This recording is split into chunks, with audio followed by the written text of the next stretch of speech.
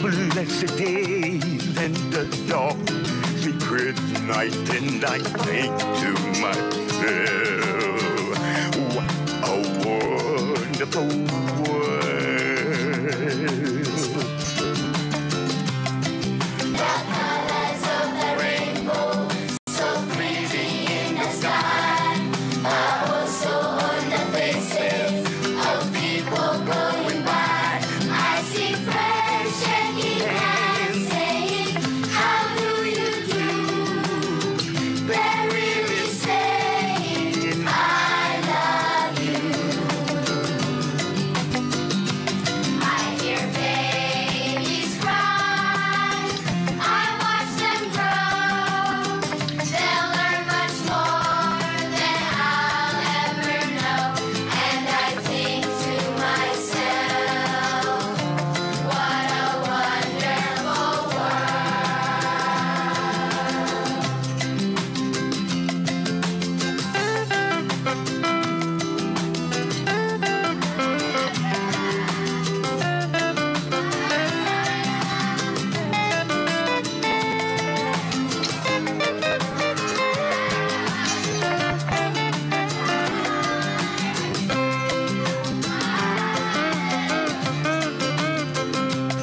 colors of the rainbow, so pretty in the sky, are also on the faces of people going by.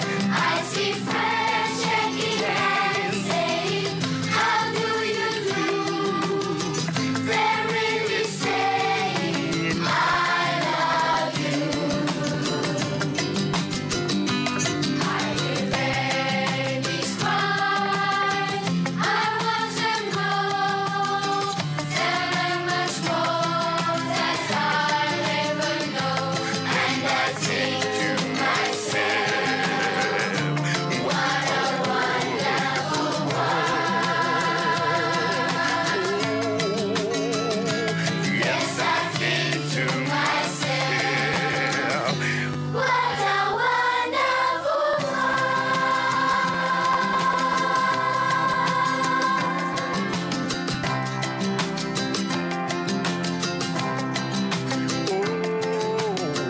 Yes. Good morning. I am so proud to welcome you to our annual Holocaust Education Program here on Treaty 6 territory and the homeland of the Métis people. For more than 10 years, we understood that to truly learn and act on the lessons of the Holocaust, we need an audience of young people. As a Jewish community, we must remember and memorialize, but without you in the room, we won't ever see change.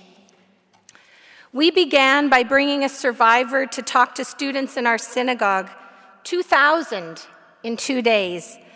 Aging survivors telling such emotionally draining stories 4 times in 2 days was taking its toll. In fact, it was Robbie, our speaker today, who said, Heather, how young do you think we are? Give us a break. Before we could consider how to make it possible, then Bishop, now Archbishop Don, and Father David invited us into their home. They invited one survivor, our community, and 2,000 of you. We were worried. This piece of history, like all genocides, is a global responsibility, but the story of 6 million murdered Jews is our story, and we worried that we would lose an essential piece of ourselves and our message if we stopped telling it in our home. And then the first year here happened, and we, the teachers, became the students. We learned something that I hope, that I pray, you will leave understanding. We learned that by sharing our story of the Holocaust, it will always be personal, but in the sharing, the learning is far more powerful, and the change is so much greater. In Judaism, we call this charge to repair our world tikkun olam. Today, Robbie's story will become our common prayer, and as such, far more powerful than the one we could create alone. And as an audience, each of you today has the choice to be an active or a passive agent of this change. Choose action.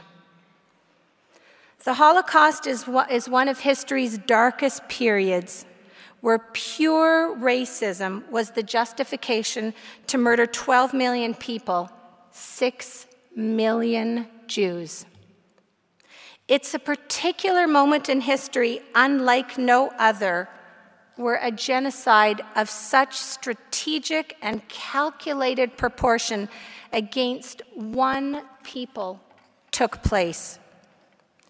Jews were butchered, gassed, burned, drowned, experimented on, tortured, and annihilated for one crime: the crime of being born Jewish. The Holocaust didn't just happen overnight. It didn't begin with death camps. It began with small, dangerous hate speech. And from these seeds, it grew into a massive killing machine. Many of you have come to Canada recently, and many from countries where your freedoms and safety were not a priority. You endured hate and persecution and came to North America for a promise of better, and I don't think we're doing as well as we should be. We Canadians have only just begun to listen, acknowledge, and apologize for the atrocities committed against our First Nation Canadians and deal with the ongoing racism that still permeates our culture. Just over a year ago in Quebec, a terrorist attack killed 6 innocent people praying at a mosque.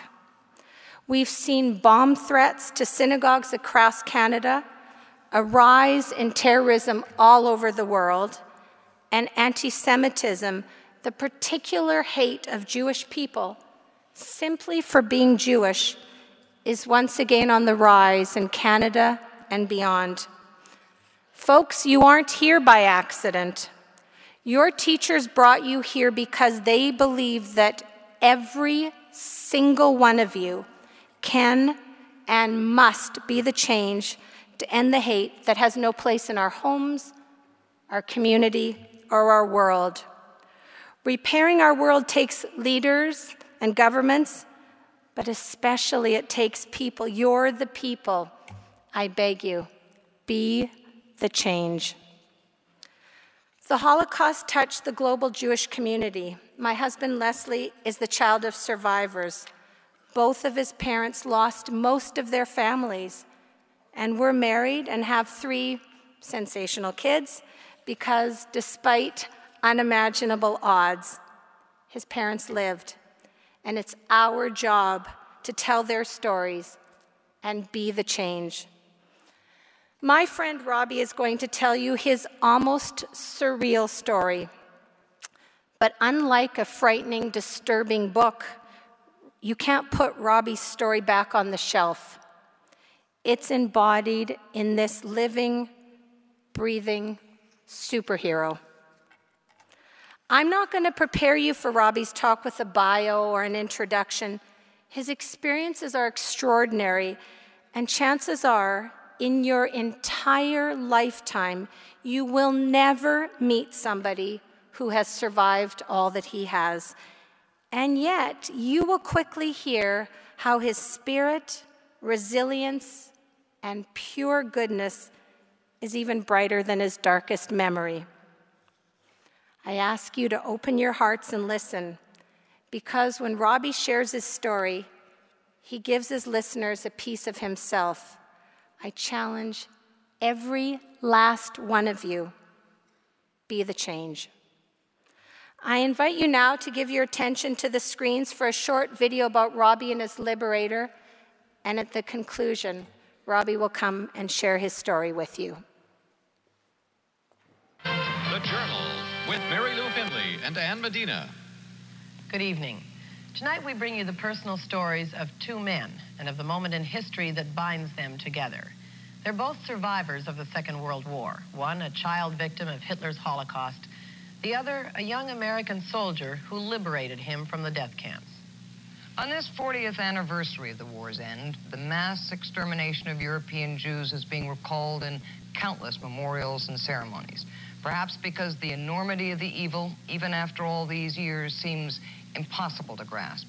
Perhaps because there are those who now deny that the Holocaust ever happened.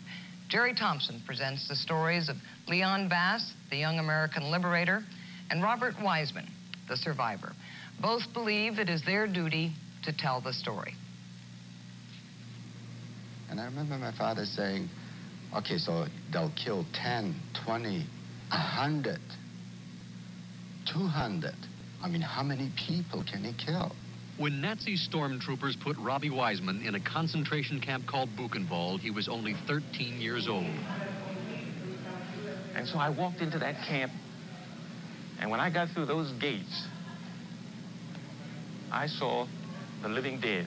When Leon Bass marched in to liberate Buchenwald, he was the first black man Robbie Waisman had ever seen, but a face he would never forget.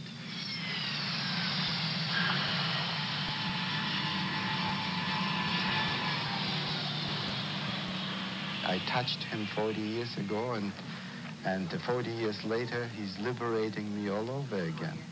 And he's touching me and touching others. How are you? So good to see you. Fine, fine. How are you? Good. Robbie Waisman has flown from his home in Vancouver to Philadelphia for a reunion with Leon Bass, one of the American soldiers who set him free. It is a journey back through 40 years of horrid memories. As the Nazi blitzkrieg roared across Europe, more than 6 million Jews were forced into the streets, packed onto cattle cars, and hauled away to concentration camps.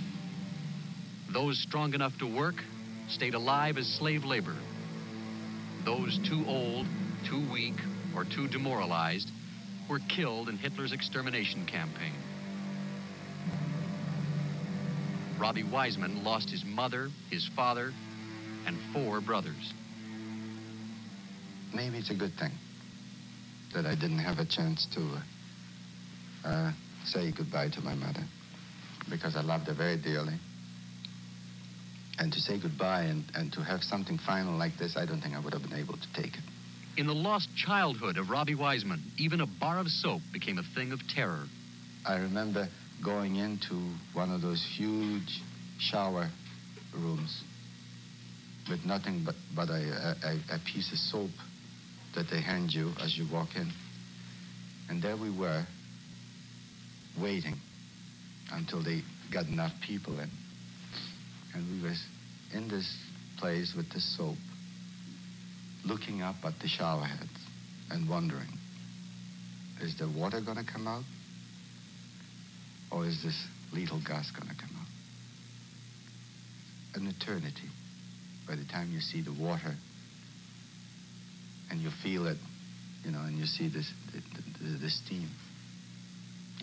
Gonna make it another day. How could anybody so young endure what you went through? How could anybody as young as you were be that strong? Stupidity. The will to live. I don't know. I just wanted to live. And I was lucky. Hold it, fellas. Ladies, gentlemen, cool it. Today, Leon Bass teaches history to a generation that can scarcely comprehend the Holocaust. But to hear him tell a very personal soldier's story is to be convinced. 40 years ago, just out of high school himself, he followed General Patton deep into the heart of Germany, completely unprepared for what he was about to see. We pushed them back through Luxembourg, through Belgium, all the way up to the Rhine River. And I remember the Rhine River because some of the fellows found a pink champagne factory.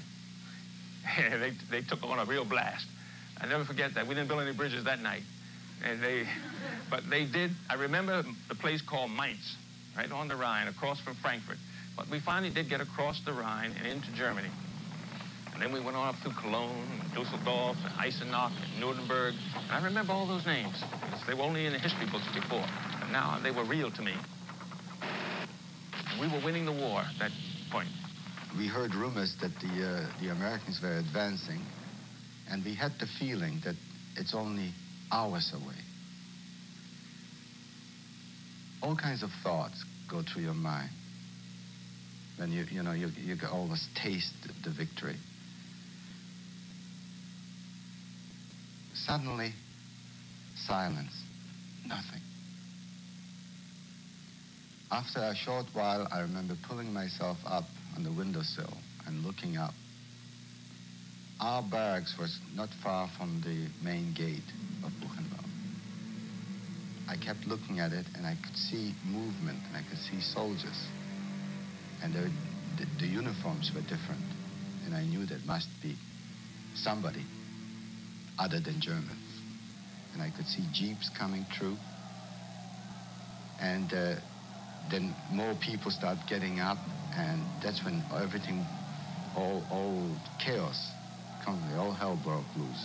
People running everywhere.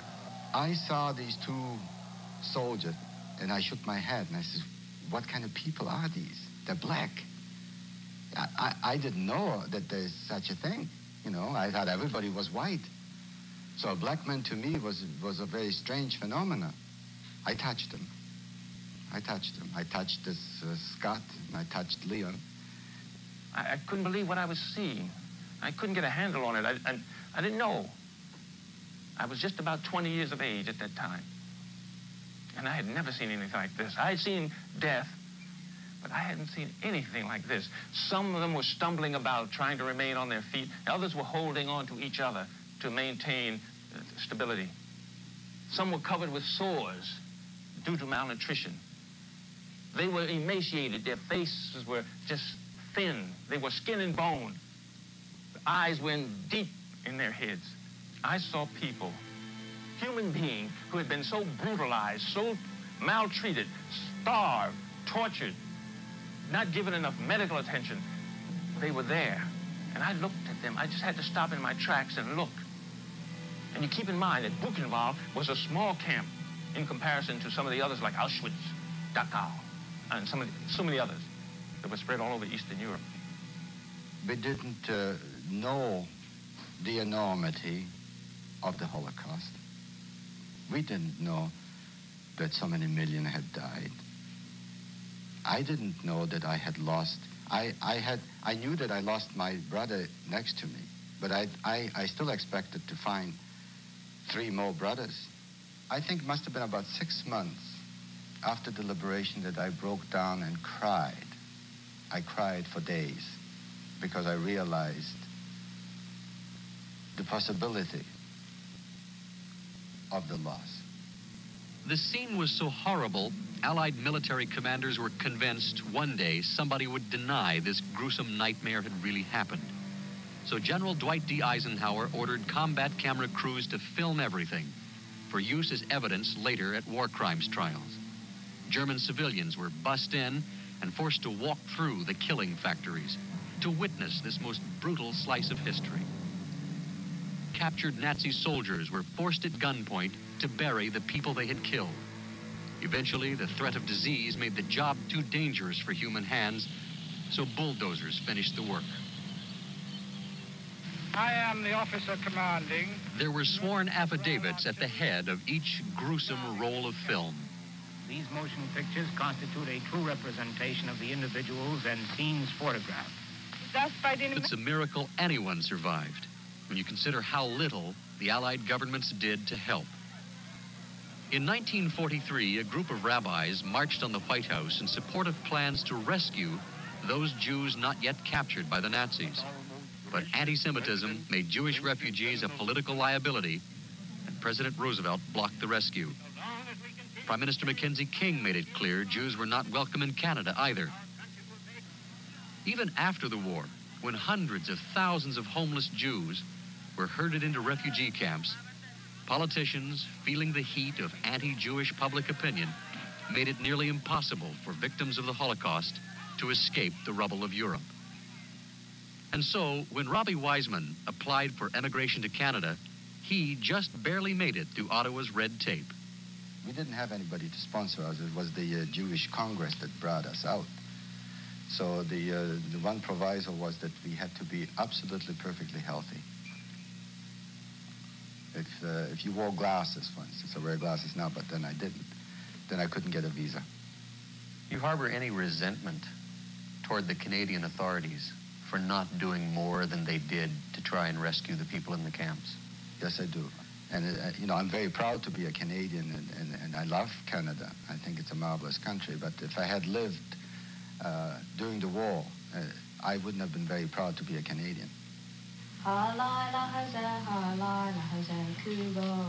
Having children of his own has changed Robbie Waisman's perspective on the Holocaust.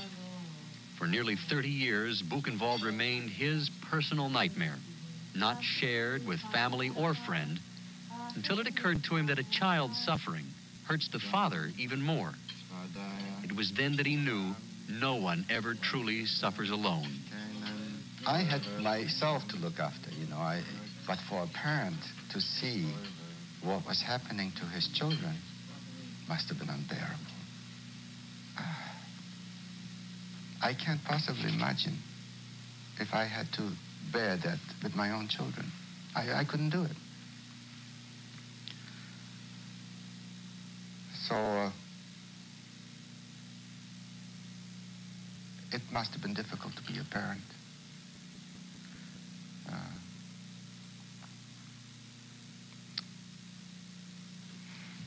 You know, it's and to see, like some of them had to see your own children lose their lives. Time has changed perspective for Leon Bass as well. 40 years ago, a black soldier in a segregated army, he fought for freedom, but still rode at the back of the bus. I was frightened. I didn't want to die. And then I began to be angry because I'm fighting and risking my life, and I don't have the rights that I'm supposed to be fighting for. I was only 20. The only thing I had was that I had been feeling a lot of pain because I was black in a white society. But all of a sudden, I realized the blinders came off, my tunnel vision was gone. I now saw that human suffering is universal. It's not relegated to just one person. And I think when we understand that, then we know that we have connections, and that your pain is my pain.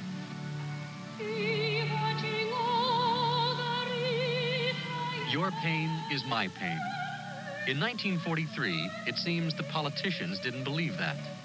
And perhaps back then, even Robbie and Leon found it hard to believe. But not anymore. Robbie has flown from Vancouver to Philadelphia to present Leon with a special humanitarian award, and to let him know his brotherly love will never be forgotten. 40 years ago, you were my Messiah. You were my angel from heaven. You gave me my freedom. I will never forget this moment. Either we love one another, either we hold to one another, or the sea will engulf us and the light will go out.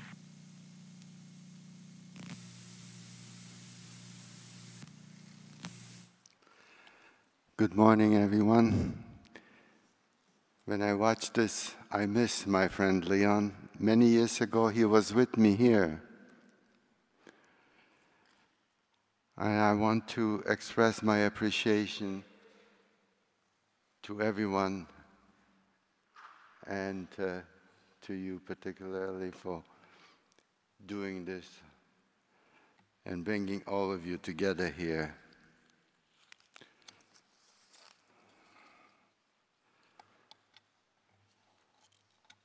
Imagine being a 14-year-old boy. Imagine having been in hell and back over 4 years over this boy's life, working in Germany's ammunition, being hungry, starved, emotionally exhausted, physically weak and deprived of every human emotion. Imagine being so brutalized and dehumanized that you begin to believe that you're no longer human. And in spite of it all, never lost hope of being reunited with family. Hope, a very powerful motivation. The emergence of the enormity of the Holocaust became known to us. And we had to find a way to deal and cope with the loss of all our loved ones, murdered by the Nazis. How are we going to live with all these horrors?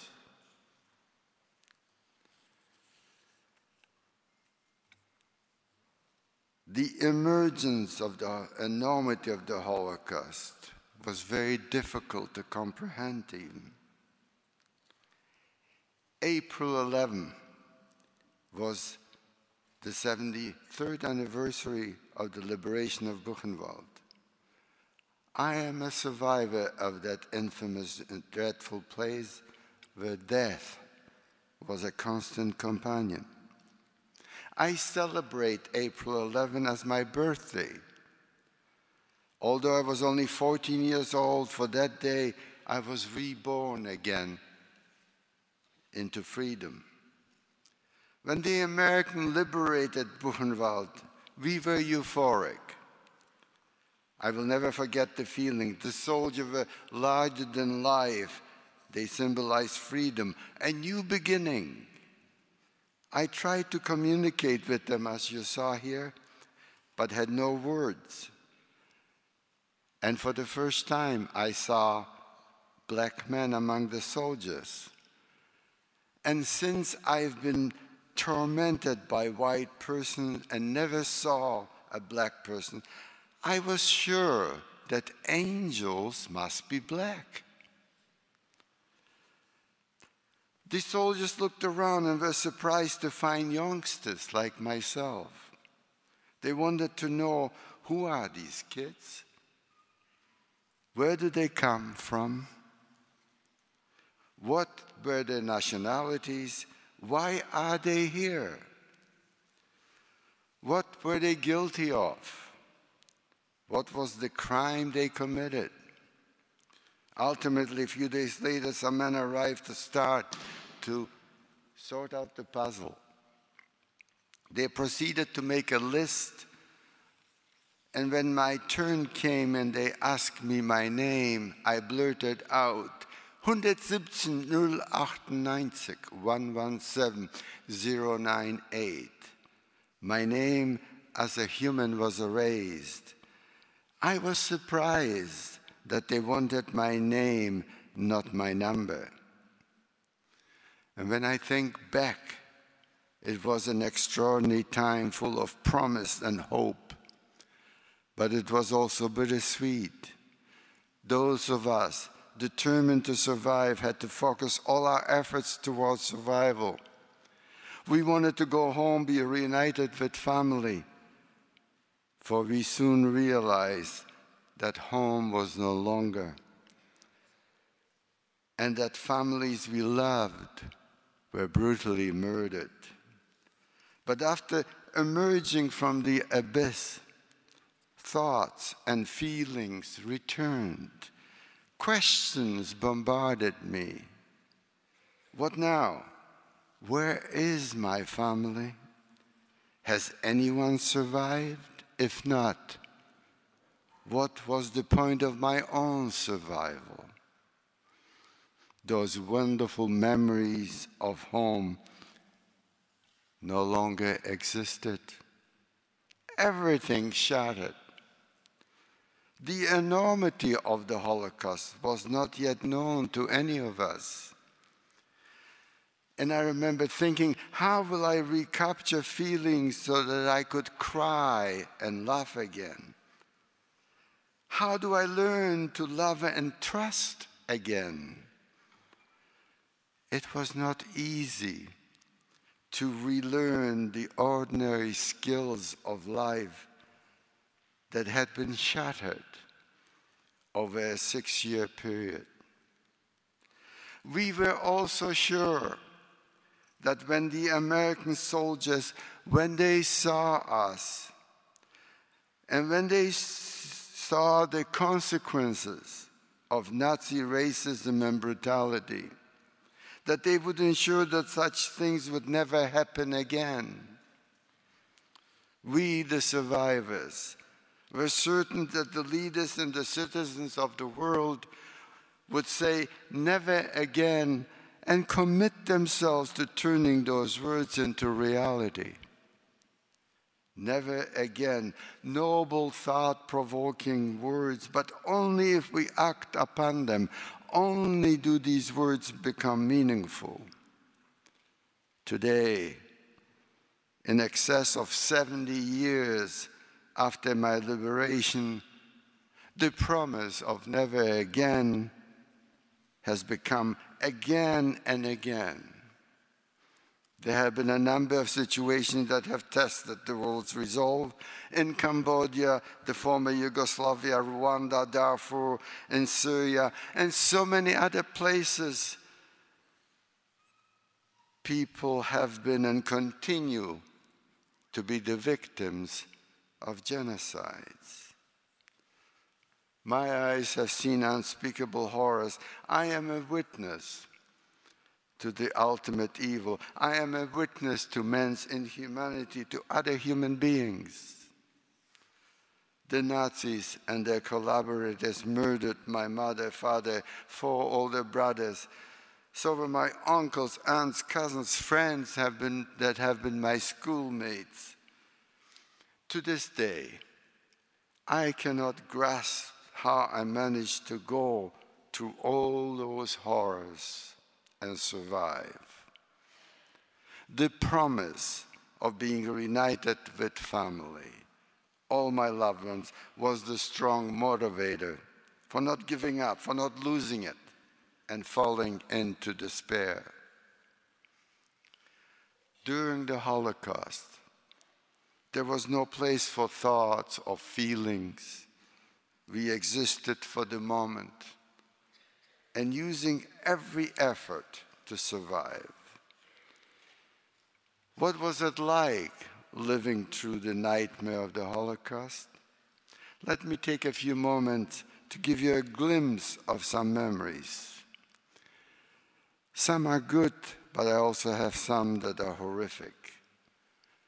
And when I share those memories, those horrific memories, it is not my point to sadden you. On the contrary, I want to empower you.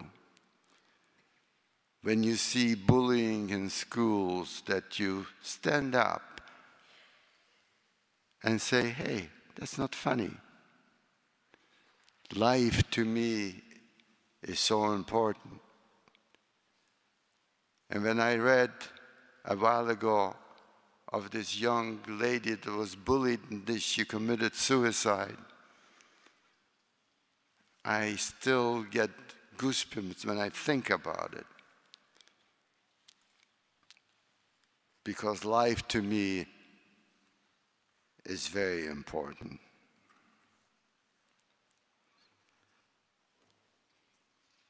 What happened long ago?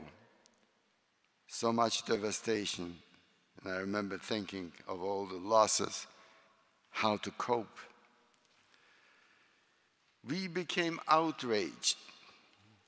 The boys that I'm talking about, that was a group. We became angry. We were 426 youngsters among 20,000 adults in Buchenwald. We were brought out to Écueil, France for our recovery.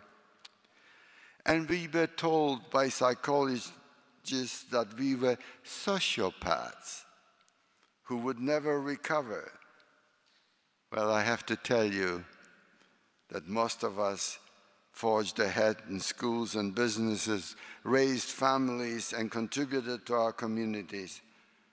And in fact, we count among the Buchenwald children such personalities as my friend Elie Wiesel, Nobel Prize winner, and little Lulek, the youngest, who became the chief rabbi of Israel, Rabbi Maya Lau, his brother Naphtali.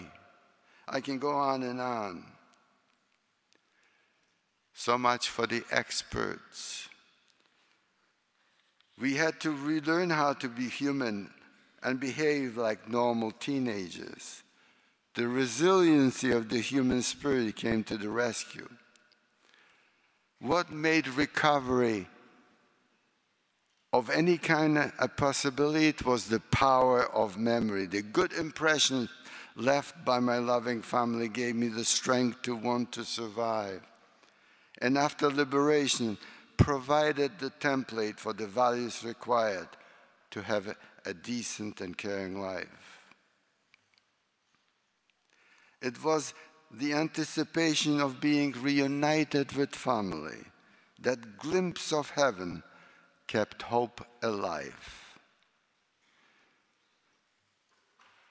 The thought alone gave me the strength to overcome enormous obstacles and help me to focus on survival.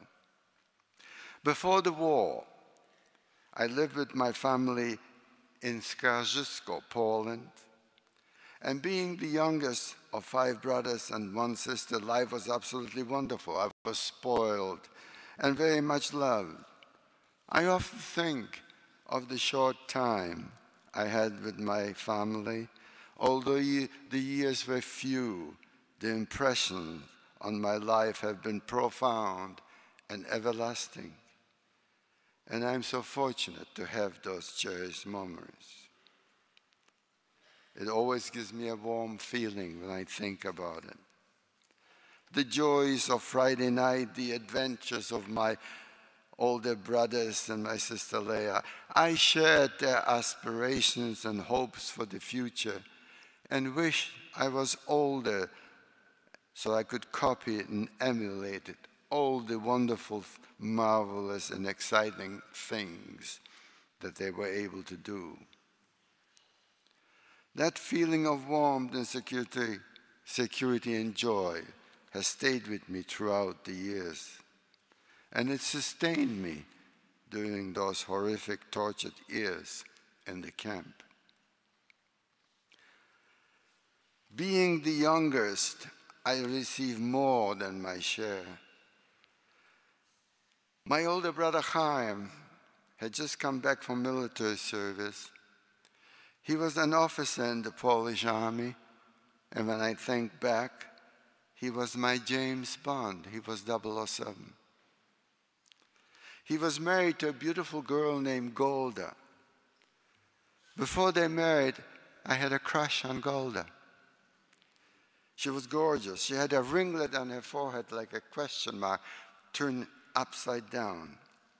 I was 8 years old, and I was in love with her. I gave her up when she became engaged to my brother Chaim. Their firstborn was a little boy named Nathan. I was so proud. Hey, I was an uncle. So you see, I was compensated for giving up on Golda. Nathan was not yet 3 years old the last time I saw him. His mother Golda was young and beautiful and could have easily gone to work in the ammunition factory after the Nazis established the ghetto. But she would have had to give up her little Nathan. She refused to be separated from a little boy and instead was sent to the Treblinka gas chambers with him. So many other young mothers did the same. When I think back before the war, nothing was ever going to change the feeling of contentment and security. I was wrong. When fears began to be expressed around me about the impending war, I did not worry. I was completely protected by the love and strength of my family. And my dad believed in a civilized world, especially the civility of German people. Germany, after all, he used to say to our worried friends and neighbors, have they not produced great composers, writers? And I remember the names of Beethoven, Schiller, and many others. And Germany's Jews were highly regarded with considerable influence, well integrated into professional and artistic life there. 1939, the war breaks out. Everything changed drastically. After the Skarżysko ghetto was liquidated, I was interned in the ammunition factory with my dad and 4 older brothers. I cannot help remembering the anguish in my father's eyes as we both witnessed the brutal murder of my brother Abram, who was 3 years older. I lost all 4 brothers, but my brother Abram is particularly painful. I was there. I witnessed it. He contracted typhoid fever and could no longer work. And if you couldn't work, you were no longer of any use to the Nazis.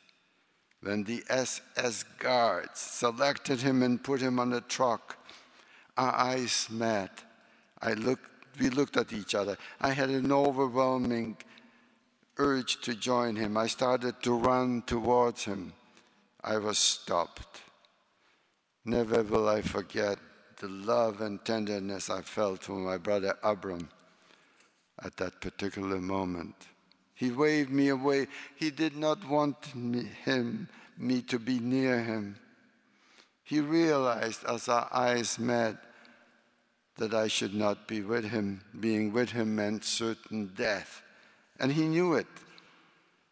I wanted to reach him regardless. I wanted to go to him. I wanted to give him a hug.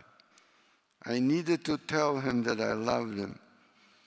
And to this day, why had I not told him that before? They would not let me.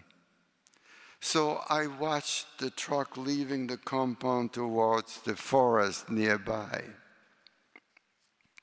Never will I forget the crackling sound of machine gun fire. Never will I forget the devastation in my heart as I watched in horror the truck returning empty. Why did my brother die? How can I come to terms with his deed? What was his crime? He was born Jewish. I have vivid memories of my father as being a tower of strength to all of us in the family, as well as to the whole neighborhood. My dad was known for his compassion and good counsel. Folks in the community used to respect my father, but during those dark years, we worked in the ammunition factory in Skarżysko, 12-hour shifts, 7 a.m. to 7 p.m. I worked day shift and my father night shift. We only saw each other on Sundays, the only day when we did not work. I used to look forward to that day. The rest of the week, we used to look for one another as we marched to and from the barracks to work. And we would always find each other and wave to one another as we passed by. After my brother's death that first Sunday, I looked at my dad and I noticed a broken man, completely dejected. The change was drastic. I could not believe my eyes. His black hair suddenly turned white. I asked him, "Dad, what's wrong?" He did not reply. I looked up and saw a tear running down his cheek. The strength that was always there was gone. I was 11 years old at the time, and I needed him to be strong to reassure me that everything would be all right, but he couldn't. I became angry with him. Where is my father that I knew and loved? Now that anger has come back to haunt me. I now feel that I have failed my dad, and I'm sorry for my behavior. I did not understand or appreciate his pain. He already knew some of the horrors that I would find out later. Can you imagine to see what was happening to your family and for a parent to endure?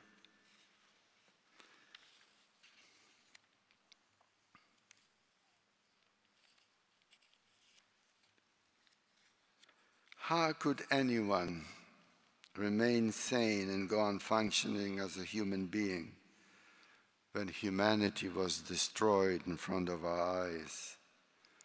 Most of all, how do you come to terms with the tragic loss of all our loved ones?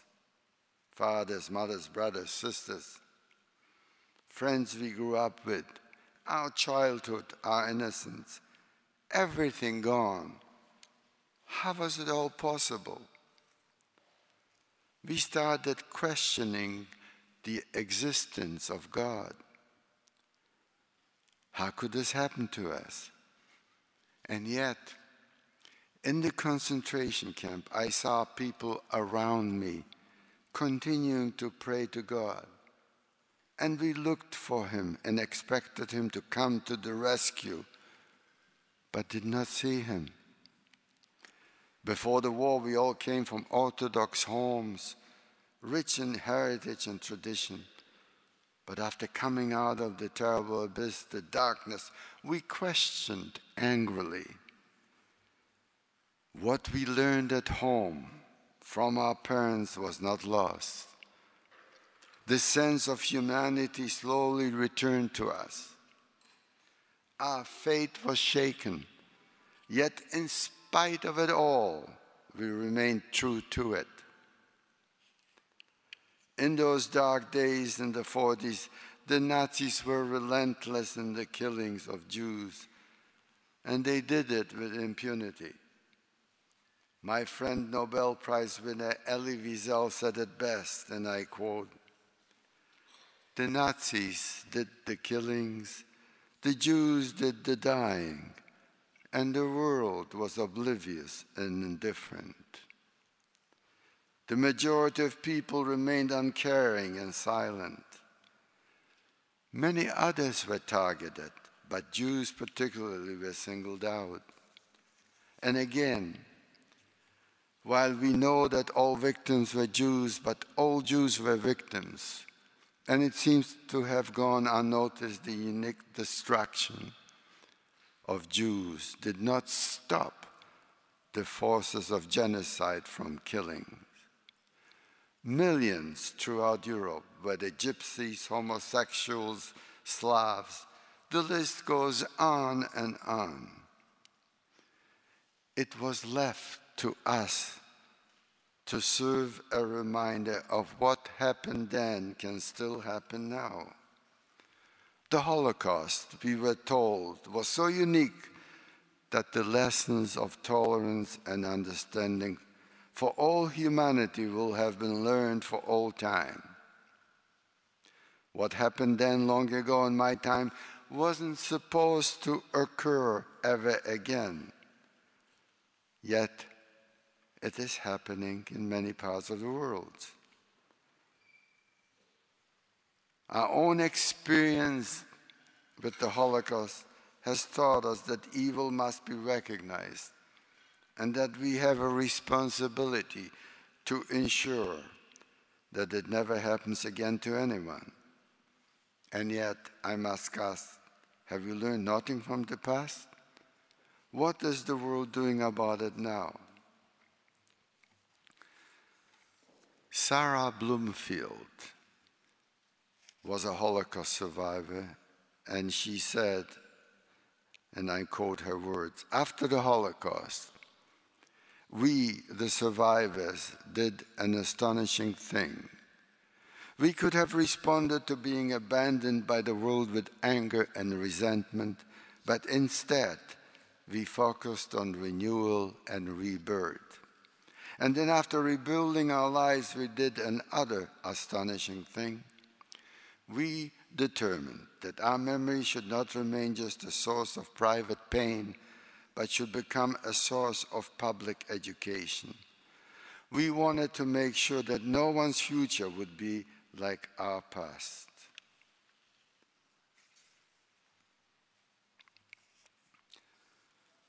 By being a witness to history, I believe that young people like all of you here this morning will learn the lesson from us, and all of you will become witnesses and work diligently for a better world. And when I look at you, I see hope in your faces. What must I tell you this morning? What can I convey to you in addition to what I already have? You already know much about the horrors of the Holocaust. What can I add to it? Perhaps this. I learned that children can grow old overnight. I learned that warm memories of a successful early childhood can sustain you in later life. I learned that staying silent after deep wounds internalizes the injury, and that one heals better through sharing the pain with others.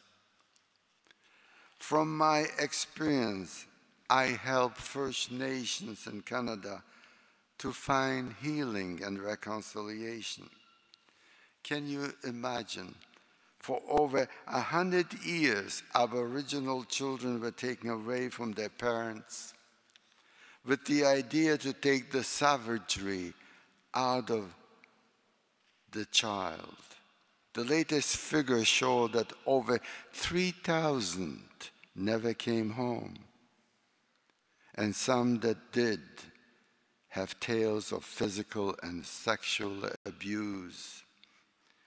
I urge them to emulate the boys of Buchenwald and become resilient and rebuild a successful life, which they so desperately require. I also learned the only way to counter Holocaust denial is to continue to bear witness. As you saw in the little clip, I was there as General Eisenhower did when he saw Buchenwald, gathering all the people and do that little clip that you saw. Can you imagine that today, after all the undisputed evidence that exists, there are countries and leaders denying the Holocaust? Hatred and anti-Semitism is again prevalent in many parts of the world. Forgetting the Holocaust is every survivor's greatest fear and simply not an option. Remembrance of the terrible events offers an opportunity to all of us to reflect on the moral responsibilities we have as individuals as well as governments. 6 million were murdered, of which 1.5 million were children. We can barely grasp or internalize the death of only one child, such as a car accident. How can we grasp the death of millions? And having been one of the very few lucky enough to have survived, I can tell you without a doubt what children still alive in places like Darfur and many other places in the world have on their mind.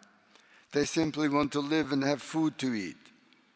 I was in their shoes in the 40s and kept asking then, why do the Nazis want to kill me? What did I do? What was I guilty of? We were unable to find answers then, nor can we find answers today. Why these killings of innocent children all over the globe is allowed to continue? Albert Einstein, who was a pacifist, said, and I quote, "The world is a dangerous place to live, not because of people who are evil, but because of the people who don't do anything about it." So we must rededicate ourselves to combat hatred, prejudice, and racism. And I want to leave time for questioning, so I want to finish with a quote from Simon Wiesenthal, who said, "I believe in God and the world to come, and when they ask me, 'What did you do?' I will say, 'I did not forget you.'" And again, Elie Wiesel's words, "Zachor, remember, for there must be hope in remembering." Thank you for listening to me. And I'll stop now and answer your questions. Thank you.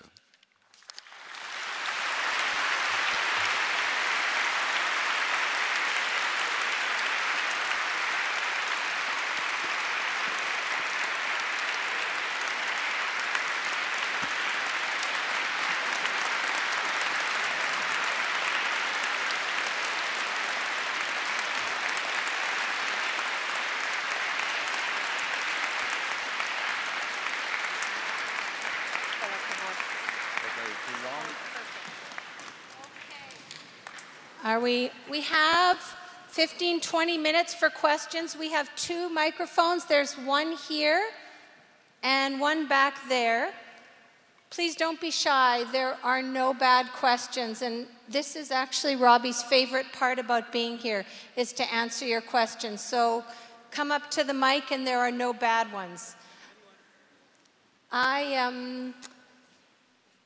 Anybody brave enough to start us off? Okay. If you were to meet Hitler today, what would you say to him? What a question. I would say, Mr. Hitler, I won.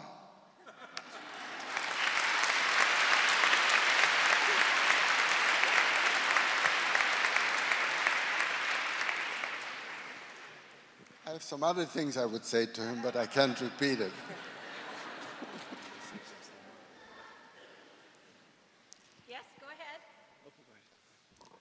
How did your connection to God change after the Holocaust? We were sort of angry of all the losses, but as I said before, what we learned at home stayed with us. And to honor the memory of our parents and our siblings, we stayed true to what we learned at home. And it was a difficult time, but we had to come to terms with it. What would you encourage us to do? What did I encourage you to do? Go to school, get a good education, and respect your siblings, respect your mom and dad. Don't forget, when you go home today, give your mom a hug and your dad. And I hope you do it regularly. I told one boy like you once to go home and give his dad a hug. And then found out, I received a letter from me. He says, I went home and gave my dad a hug. And my dad said to me, what did you do to the car? So, well, you're too young to drive yet, so you're okay. At what point did you realize the massive scale of the Holocaust? Yes. We only saw, we didn't have, today, if anything happened in the world, you can see it on TV and everything. We only saw what was happening around us. The enormity of it all, I found out much later. I wanted to go home, and I visualized me coming home, and everyone except for my brother that I watched being killed, and he died. But I expected everyone to be at home, and I would walk in, and they would all say, oh, look, the baby made it, because I was the youngest. In a way, it was a blessing in disguise, because when I found out after liberation, when we wanted to go home, and they said, hey, home is no longer, and we ended up in France. And there was a period of time there that I questioned my survival. I said, what for? What's the sense of it all? And I didn't want to live. Then I found my sister that survived in a place called Bergen-Belsen. And it gave me hope, and I began life again. Oh, I can go on and then. I'm supposed to answer questions, not give you more speeches here. So with all the horrors that you encountered throughout your life, how would you keep your level of sanity? Thankfully, we had good caregivers that when we went to France, and they helped us, they encouraged us to catch up in your schooling and move on with life.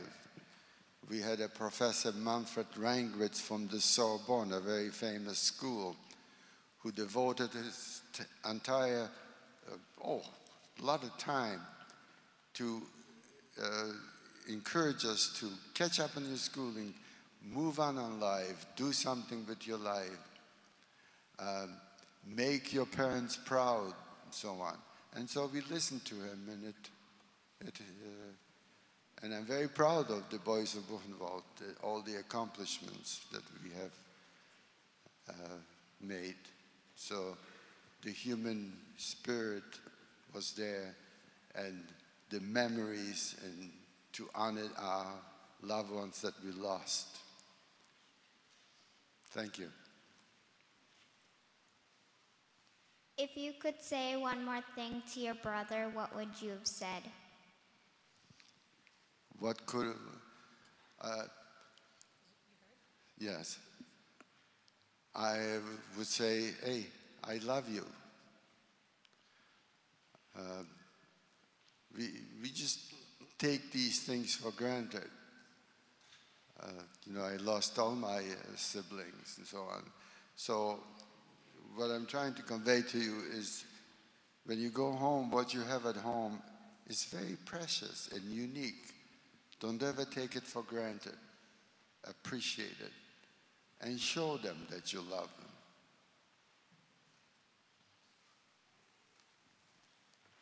If you can change one thing about the Holocaust, what would you change? What would I change? I wish that Hitler would not have come to power. I wish the Holocaust would not have happened. 6 million Jews died, 1.5 million Jewish children. There are no descendants of these children. Schindler's List, I think, saved what, 1,100 people? And last time I checked, there are over 8,000 descendants of Schindler's List. And can you imagine what we've lost? It's impossible to grasp.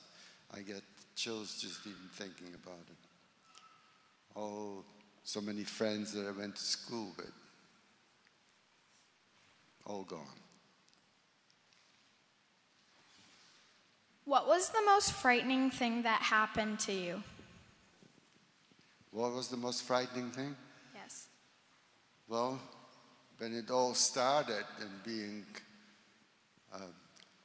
separated from my family,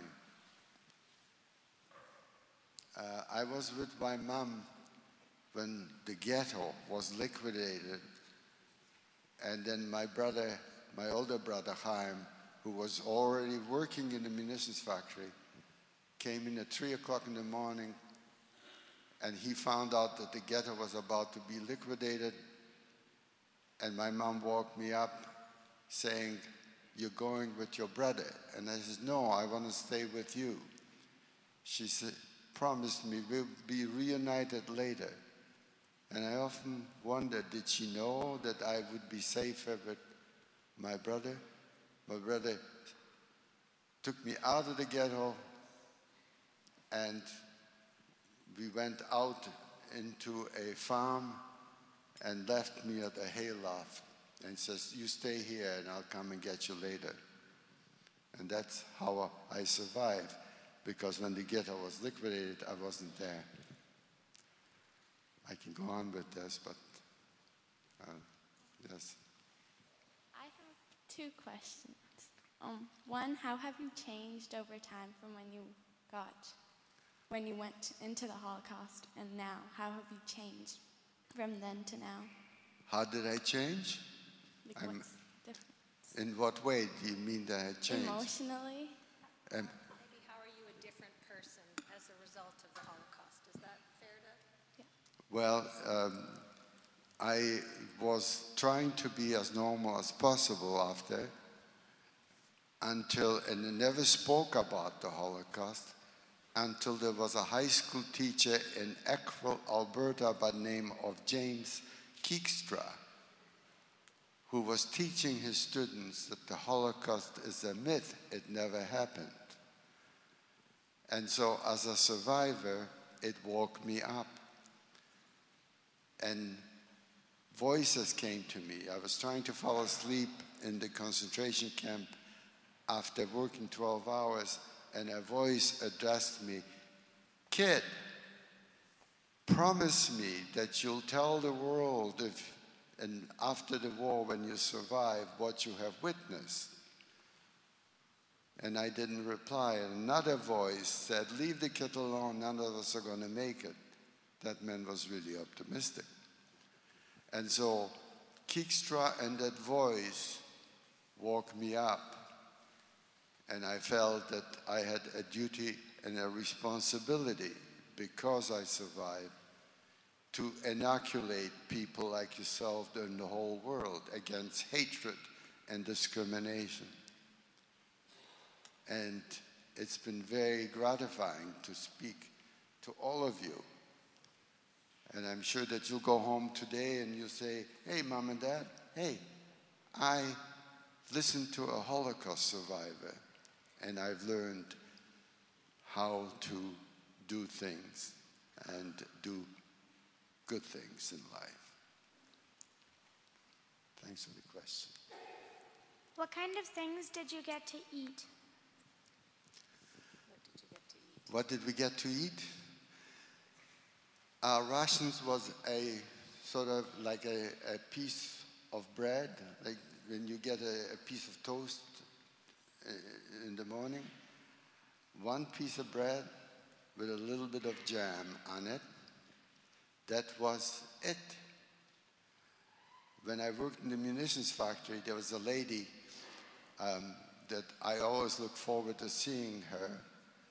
On Friday, I would be sent to get a bill of lading so that we can ship out all the munition.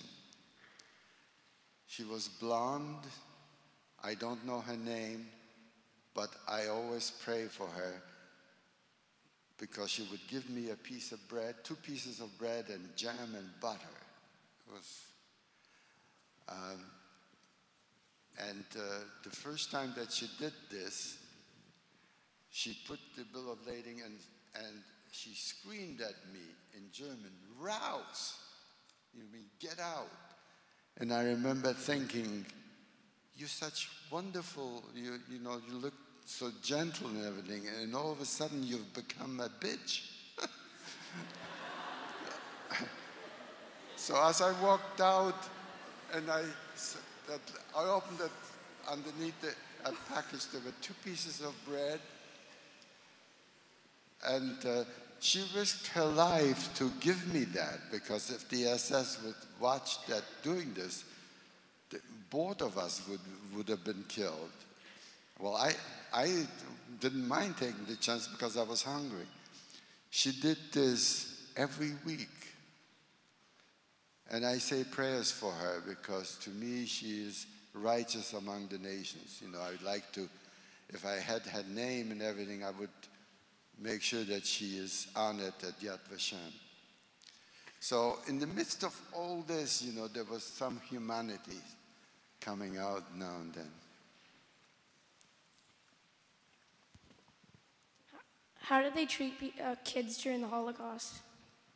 How did they treat kids? Well, most kids didn't survive. I have a group in Vancouver that we meet every month, and these were hidden children.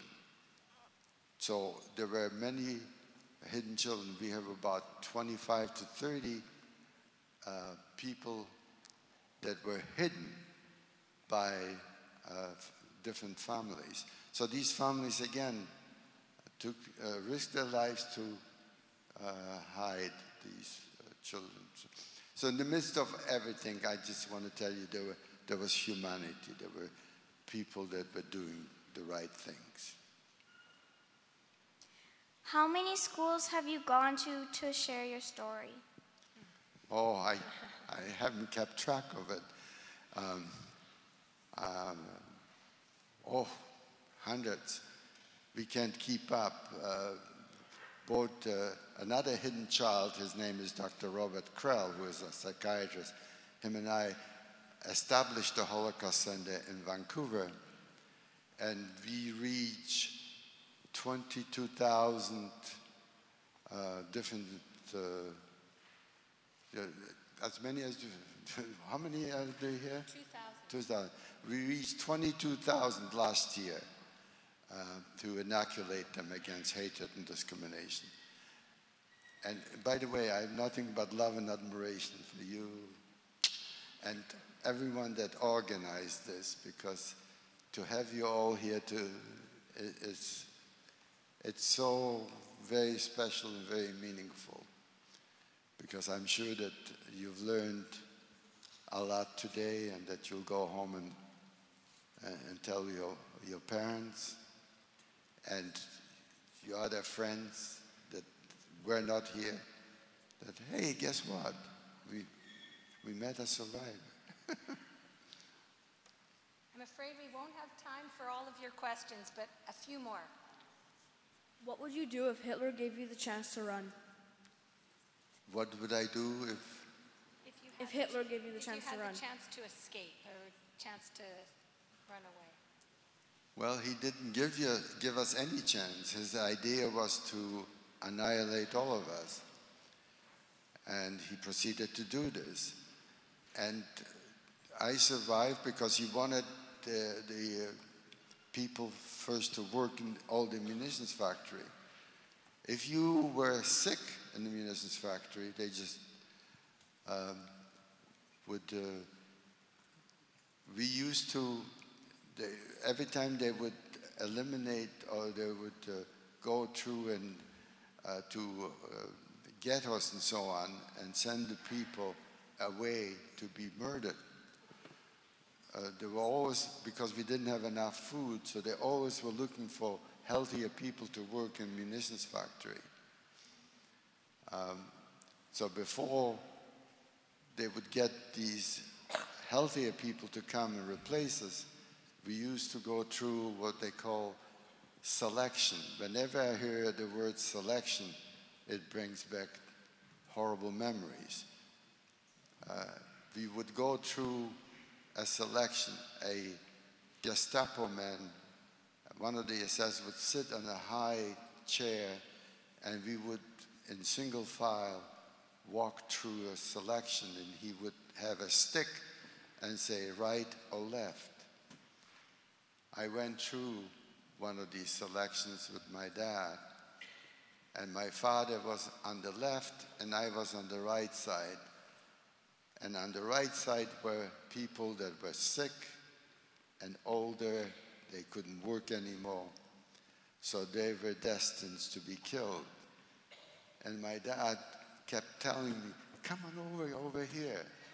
But there was a man with a rifle, and so I was afraid to do it. But finally, I ran up to the Gestapo man, and he did, because there was a lot of people, and I screamed at him, and I said, Ich möchte darüber gehen. I made a mistake, and I pointed the direction that I came from. And so he wasn't going to grant me my wish. So he hit me over the head and told me to go over to that side where my dad was. So I made a mistake, and I saved myself. I have so many stories. I'm sorry, this will be our last question, but I want to tell everybody that this Sunday at Congregation Agudas Israel Synagogue at 1:30, we have a memorial service where Robbie will tell his story again. And I know that if you come with your parents that day and come up afterwards, he'll talk to you then as well. So last question. What would you say to your mom if she was still here? Oh gosh, what would I say? I wouldn't stop hugging her, and I would keep saying, look, the baby made it. Again, so what I want to tell you is, do appreciate what you have at home. Do never take it for granted. And for me, when you go home, give your mom and dad a hug, and your siblings and your everybody, and do the good things in life. If you do this, then sharing my pain with you, you will have compensated me. So thank you very much, and it's been really very special to be with all of you.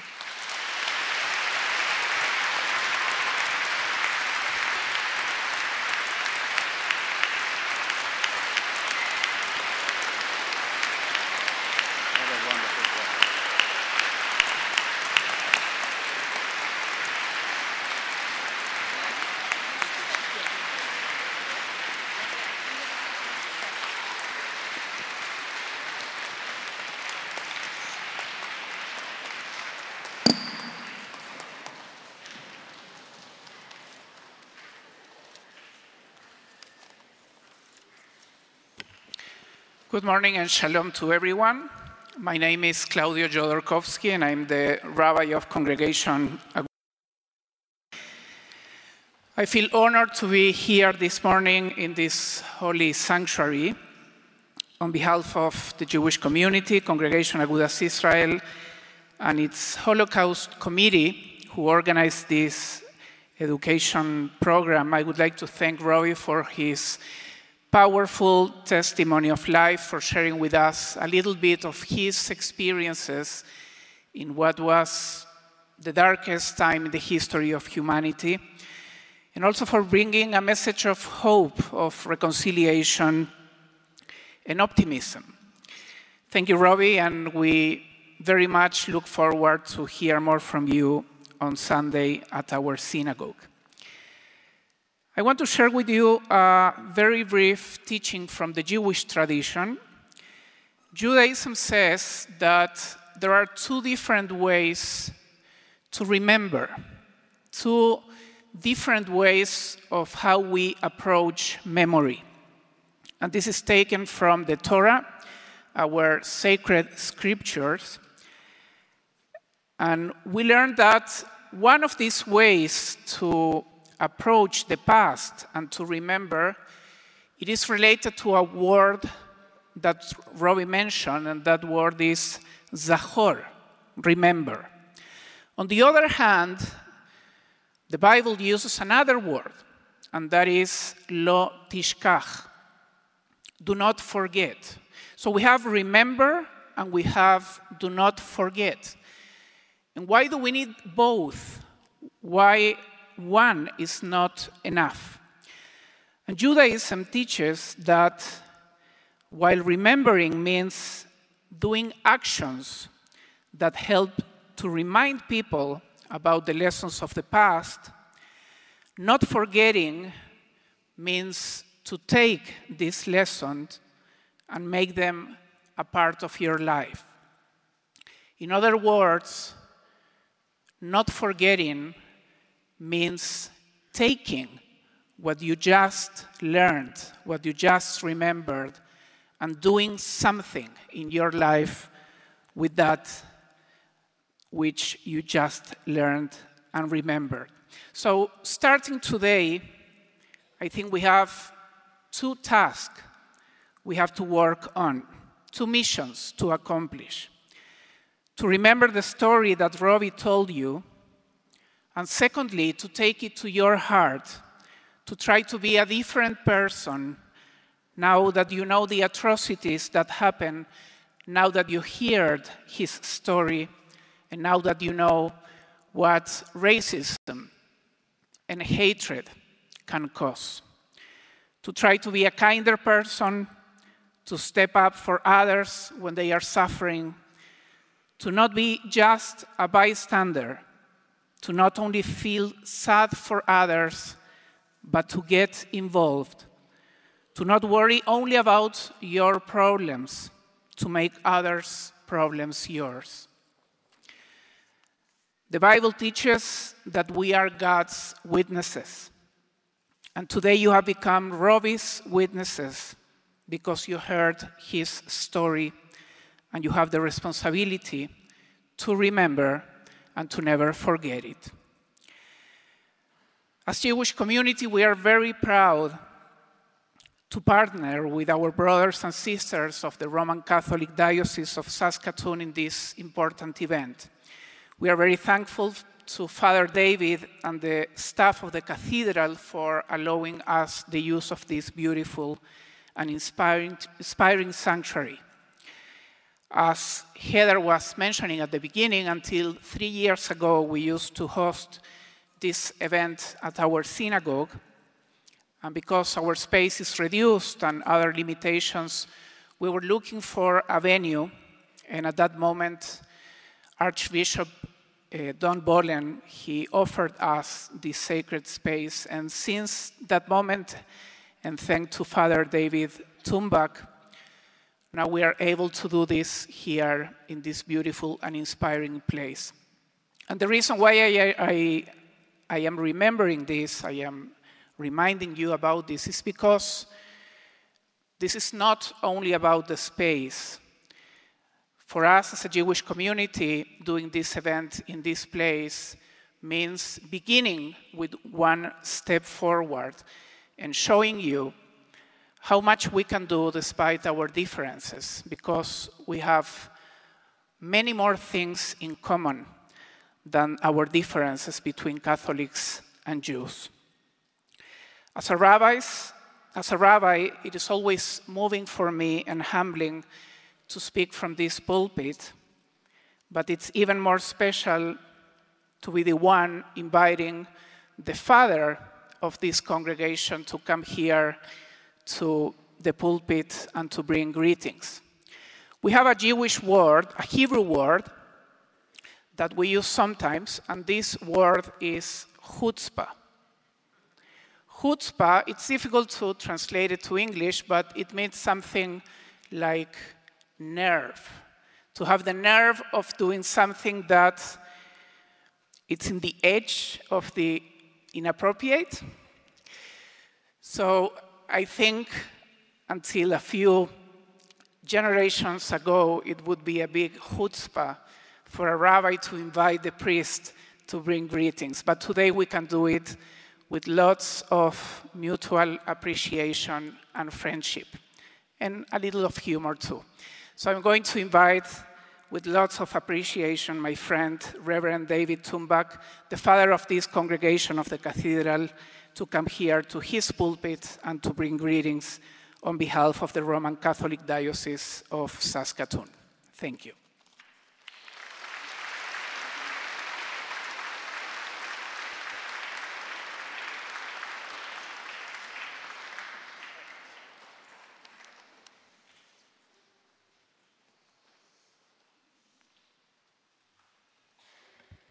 Good morning, everyone, and on behalf of our Bishop, Mark Hageman, the clergy and the people of the Diocese of Saskatoon, a very special welcome to you. I in a very special way, want to welcome my brother in the ministry, Rabbi Claudio, the members of Congregation Agudas Israel, our brothers and sisters as we walk in this journey, and to our special guests who are here with us today. My appreciation, I cannot say it in words, Robbie.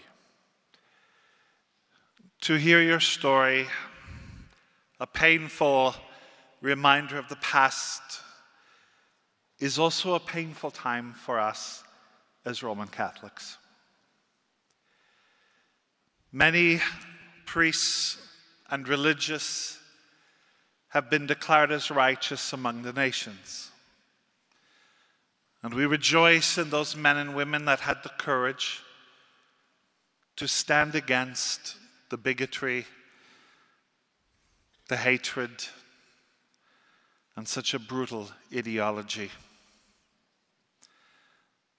But Robbie, we also know that there is great complicity on the part of our church. And many in positions of leadership were instrumental in sending individuals like you to concentration camps and ultimately to their death. But you used a word today, Robbie, that is so profound. You said today is about hope. Hope in something that even mysteriously is greater than we are. Because as painful as it is to tell your story, as painful the loss of your family, who I know that you loved, the hope is that you have instilled in these hearts an opportunity to give to the world a better place. Today, motivated not only by you, but a spirit that is within us in our souls, that is kindled by your parents and your brothers and the 6 million. We stand today in absolute solidarity. We know that the mission is great. You spoke of many countries that are experiencing today that racism and bigotry.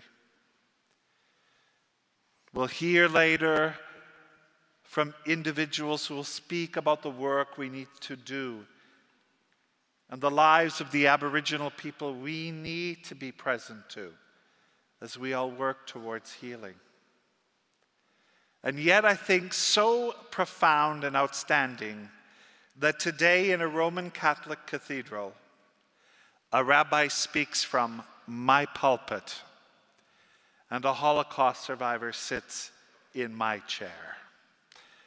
And that is the blessing that you give to us today. Come on over here. God bless you. Oh, you are very sweet. Oh, so blessed. Thank you. Thank you. So now, Robbie, stay with me because I'm going to ask all the kids that are here. You heard a beautiful story. I want you to stand up as a show of support.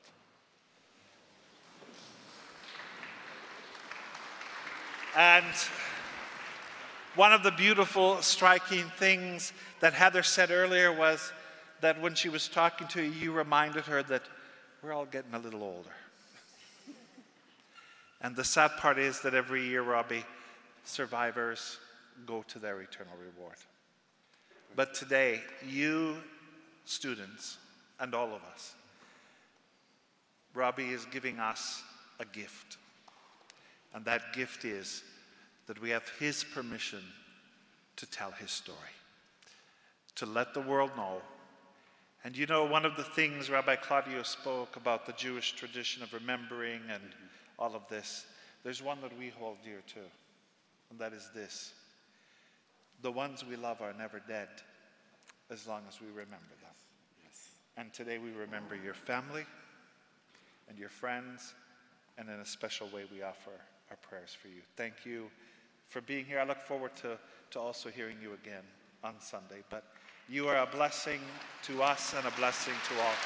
Show your appreciation to this incredible man.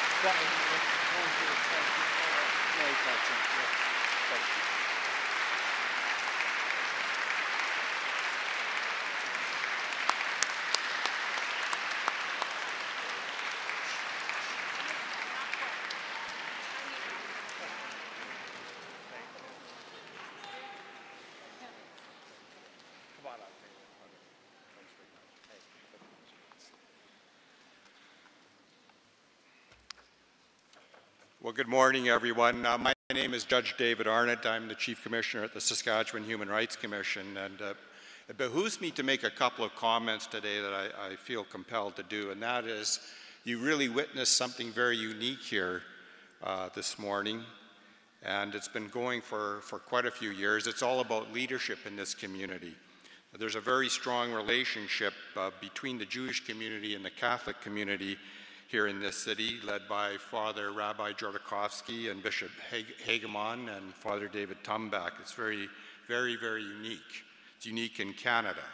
There's also a positive relationship between the Saskatoon Public School Division, led by Ray Morrison and Barry McDougall, and all the teachers and students in that organization. Very thankful for that strong relationship. Working with the Saskatoon Catholic School Division, led by Diane Boyko and Greg Chatelain. Many, many positive relationships, and it's those relationships that give us all hope. And you're witnessing something very unique. Saskatoon's model is actually a model for Canada, and I want to acknowledge John McGettigan, the president of the Saskatoon Teachers Association, and all the teachers that are here helping us in all this work, and David Fisher from the Consensus Citizenship Education Foundation. I want to tell you a quick story about the Saskatchewan Human Rights Commission. It owes its existence in part to the world's response to the Holocaust, which happened in 1948 in the Universal Declaration of Human Rights. We all belong to one human family. Those are the words of that declaration. And that's based on respect. Respect for every human being. Why? Because every human being deserves equal moral consideration. That response set the foundation for the rights revolution that we saw occur in the last half of the last century after the Second World War and the Holocaust. That rights revolution was created in courtrooms by lawyers. And I challenge every student here today to remember Robbie Waisman's story and to remember that you should be part of a responsibility revolution that is taking place and you're going to be part of further in the first half of this century. And that's created in classrooms by teachers, by the teachers that brought you here today and the teachers in these two school systems.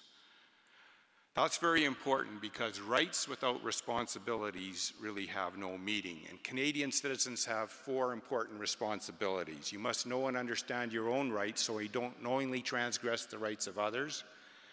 You must make the world a better place. You must see the world through that lens. You must do everything you can to make the world a better place. You have a duty as a Canadian citizen to reconcile with the Aboriginal people of Canada. And you have a duty as a Canadian citizen to respect your fellow citizens, each and every fellow citizen, no exceptions. I want to remind you that words matter. Words matter. Remember this, please. the Holocaust began with words. Words have the power to shame and blame. Words very much matter. Hate thought begets hate speech. Hate speech begets hate crime. Words have the power to maim. Think about words. Think about your words. Think about how you use them, how you can use them constructively and positively.